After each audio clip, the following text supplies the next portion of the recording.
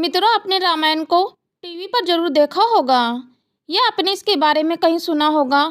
तो आपको एक बात तो अवश्य पता होगी कि रामायण के युद्ध में एक ऐसा योद्धा था जिसने भगवान राम को भी चिंता में डाल दिया था, जिसने भगवान लक्ष्मण को मूर्छित कर दिया था। जी हाँ मित्रों, हम बात कर रहे हैं रावण के पुत्र मेघनाद के बारे में। मेघनाद एक पितृभक्त पुत्र था।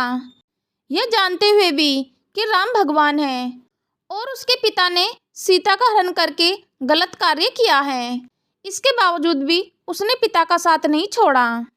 उसने पिता को कभी समझाया ही नहीं, आखिरी सांस तक पिता की तरफ से युद्ध भी करता रहा, लेकिन आखिर में वह लक्ष्मण के हाथों मारा गया। लेकिन मित्रों, क्या आप जानते हैं मेघनाद की मृत्यु के बाद उसकी पत्नी सुलोचना का क्या हुआ? अगर नहीं जानते तो आज हम आपको सुलोचना के बारे में एक ऐसी जानकारी देने वाले हैं जिसे सुनकर आपके होश उड़ जाएंगे।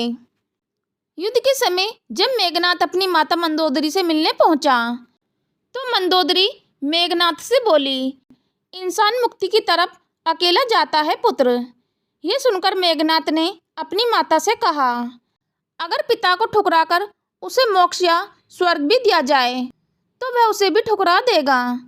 दोस्तों, आदिकाल से आज तक मेघनाद ही एकमात्र ऐसा योद्धा है जिसे महारथी की उपाधि प्राप्त है और भगवान परशुराम के बाद केवल मेघनाद के पास ही संसार का सबसे घातक अस्त्र ब्रह्मास्त्र और पशुपति अस्त्र था।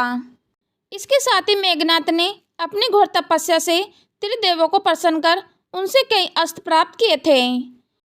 मेघनाद ने स्वर्ग के देवताओं को भी पराजित किया था और इंद्रजीत को पराजित करने के बाद ही उसका नाम इंद्रजीत पड़ा था। मेघनाद की ताकत का पता यहाँ से लगाया जा सकता है कि उसने अकेले ही सुग्रीव की आधी वानर सेना को समाप्त कर दिया था। यहाँ तक भगवान राम और लक्ष्मण भी उसकी मायावी शक्ति के सामने बेबस हो गए थे। मेघनाद का रथ कभी दिखाई देता तो कभी आकाश में गायब हो जाता और इसी मौके का फायदा उठाकर उसने भगवान श्री राम और भगवान लक्ष्मण जी पर नागपाशा अस्त्र का प्रयोग किया था। इस अस्त्र का प्रभाव इतना था कि जिस किसी को भी यह अस्त्र लग जाता वह अगले दिन का सूरज नहीं देख पाता। तब हनुमान जी गरुड़ को लेकर पहुंचे। उन्हें देखकर नाग डर गए और उन्होंने राम और लक्ष्मण दोनों को मुक्त कर दिया। इसके अगले दिन मेघनाद ने लक्ष्मण को अपने बाणों से घायल कर दिया था। इसके बाद हनुमान जी संजीवनी बूटी लेकर पहुंचे और उसी बूटी के बाद ही लक्ष्मण जी को होश आया और उनके प्राण बच गए। दोस्तों, मेघनाद की पत्नी सुलोचना भगवान विष्णु के शेषनाग वासुकी पुत्री थी और लक्ष्मण जी जो कि शेषनाग के अवतार थे। ऐसे में वे सुलोचना के पिता और मेघनाद के ससुर लगते थे।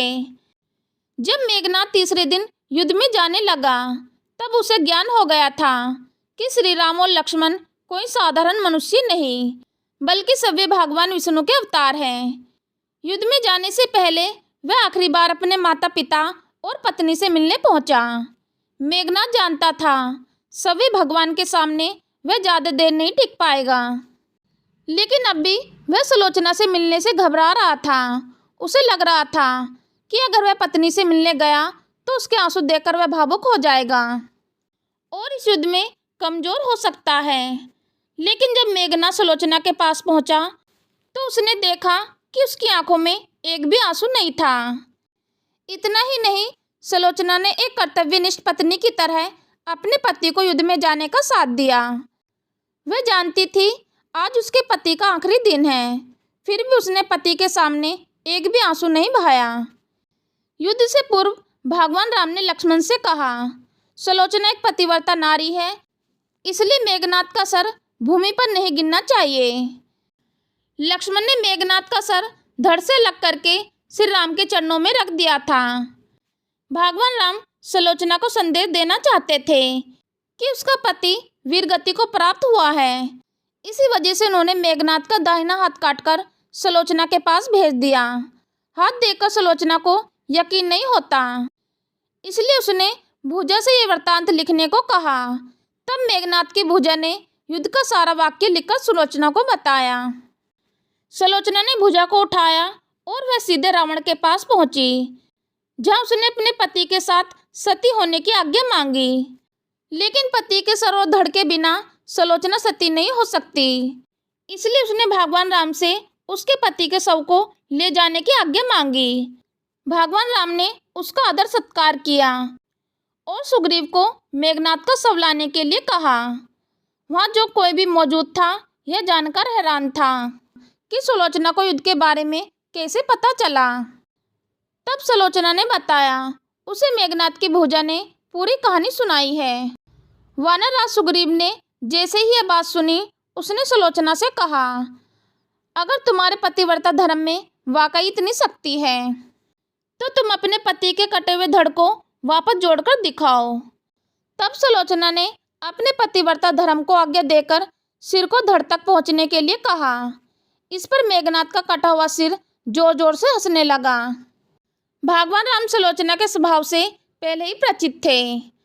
अपने पति का शरीर लेकर सुलोचना लंका आ गई, जहाँ समुद्र के किनारे सभी सैनिकों के साथ मेघनाद की अर्थी सजाई गई। जलती अग्नि में सुलोचना अपने पति का शव लेकर बैठ गई और सती हो गई। मित्रों, क्या आप इस कहानी के बारे में पहले से जानते थे? अगर हाँ तो कमेंट में ज़रूर बताएं। अगर ये वीडियो पसंद आई हो तो इस वीडियो को लाइक करें, अपने मित्रों के साथ शेयर करें। चलो तो मित्रों, मिलते हैं फिर नेक्स्ट वीडियो में नए ज्ञान के साथ। हम लेते हैं आपसे विदा। धन्यवाद।